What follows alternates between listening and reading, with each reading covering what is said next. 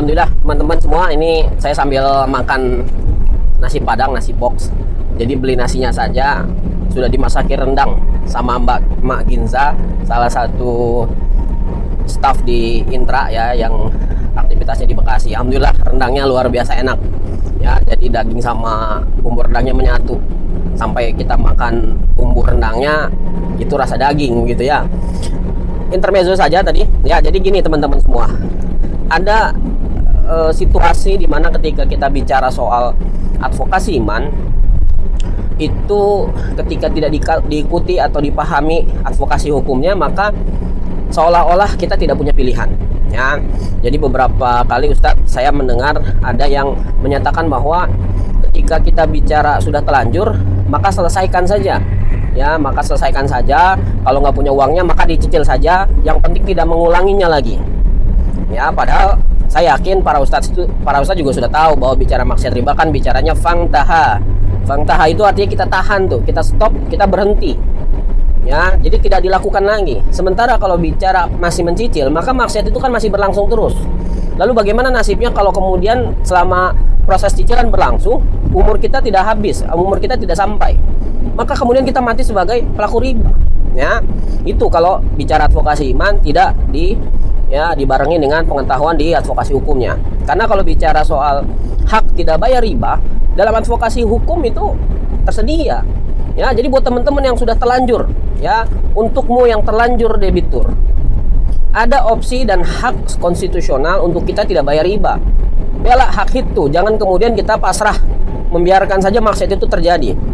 Ini semata-mata bukan urusan uang yang kita bayarkan menjadi lebih banyak, lebih besar. Tidak, sama sekali tidak. Ini kita bicara ketaatan sama Allah terhadap maksiat yang diancamkan demikian ngeri ya. Satu-satunya maksiat yang diancamkan perang, sampai begitu.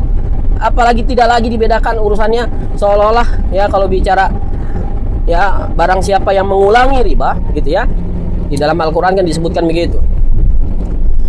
Jadi kalau masih mengulangi riba, maka ashabun nar, mereka adalah penghuni-penghuni neraka. Jadi sampai demikian ancamannya begitu ya, diancamkan perang, diancam kekal di neraka ya. Konotasinya memang bukan kemudian kekal betulan ya, karena hanya dosa syirik saja yang membuat seseorang kekal di sana. Tetapi kalau bicara maksiat riba, saking Allah ingin tunjukkannya gitu ya kepada manusia bahwa riba ini bukan maksiat sembarangan, sampai diancam, ditekankan sebegitu rupa ya. Maka kembali lagi, ketika kita sudah tahu, sadar bahwa riba itu sebuah perbuatan yang diharamkan ya, ada opsi untuk kita tidak bayar riba, dan itu dijamin oleh negara.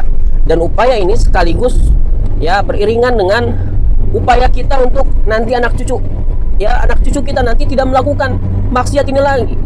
Karena semua urusan yang berkaitan dengan lepas riba ini adalah ya aspirasi yang bisa kita olah ya.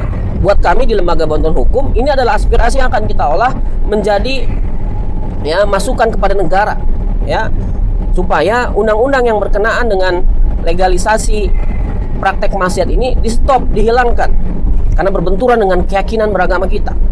Jadi kalau kemudian kita pasrah dan diam saja, maka sampai kapanpun maksiat riba ini akan terus berlangsung ya.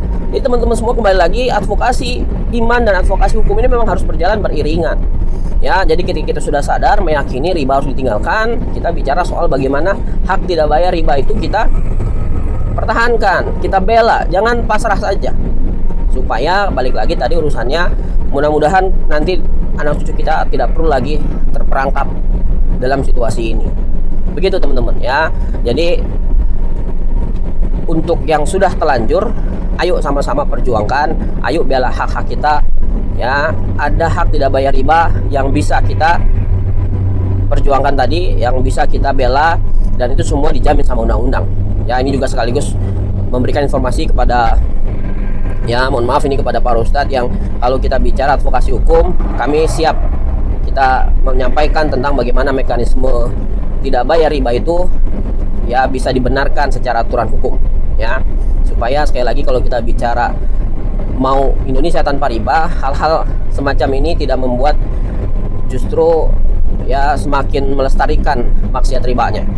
Supaya teman-teman yang sudah telanjur itu kemudian bisa selamat dari dosa dan ancamannya, tidak harus akhirnya bermaksiat terus sampai habis. Ya, termasuk juga kalau bicara advokasi hukum, tanpa advokasi iman juga akhirnya pincang.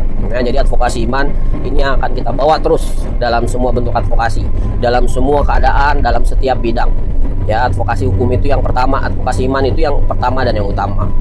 Ya, jadi itu barangkali sekilas, ini perjalanan kita masih cukup jauh. Ya, nanti malam kita akan bertemu dengan kawan-kawan di Jogja, ya, di provinsi DIY. Kemarin kita sudah dari provinsi Jawa Barat, juga dari provinsi Banten, kemudian provinsi DKI Jakarta, dan DIY ini adalah provinsi yang keempat yang kita datangi untuk meratakan layanan AMR. Ya, sekali lagi, apa itu AMR? AMR itu adalah perintah. Apa perintahnya? Meninggalkan riba. Apa itu AMR? AMR itu adalah advokasi melepas riba. Besok kita berjumpa di Provinsi Jawa Tengah, ya, yang diwakili oleh Solo. Terakhir Jawa Timur, mudah-mudahan kita bisa selesaikan sehingga bulan Muharram 1443 Hijriah ini kita bisa menggenapkan Pulau Jawa, ya, diwakili 6 provinsi. Paling tidak sudah ada upaya kita untuk Indonesia tanpa riba. Sampai jumpa lagi. Assalamualaikum warahmatullahi wabarakatuh.